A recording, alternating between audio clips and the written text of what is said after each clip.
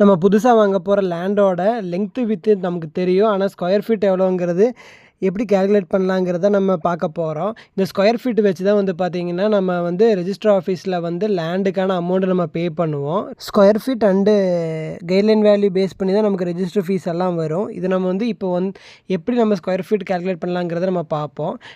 Left சைடில் பாருங்கள் land டயக்ராம்னு போட்டிருக்குது. இதுதான் லேண்டு. இது வந்து பார்த்திங்கன்னா லெங்க்த்து வந்து பார்த்திங்கன்னா 40 வித்து வந்து பார்த்திங்கன்னா ஒரு பக்கம் 24 ஒரு பக்கம் 23.5. இது வந்து ஃபீட்டு. இது மெயினாக நீங்கள் தெரிஞ்சுக்கணும். இன்ச்சில் கொடுத்துருக்காங்களா ஃபீட்டில் கொடுத்துருக்காங்களான்னு. இந்த 23.5ங்கிறது வந்து பார்த்திங்கன்னா ஃபீட்டு.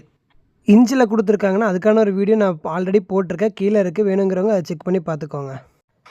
ஃபஸ்ட்டு வந்து லெங்க்த்து மட்டும் நீங்கள் கால்குலேட் பண்ணுங்கள். ஃபஸ்ட்டு 40 + 14 போட்டால் 80 கிடைக்கும்.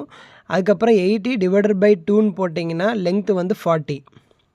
அதுக்கப்புறம் வித்து வந்து பார்த்தீங்கன்னா 24 23.5.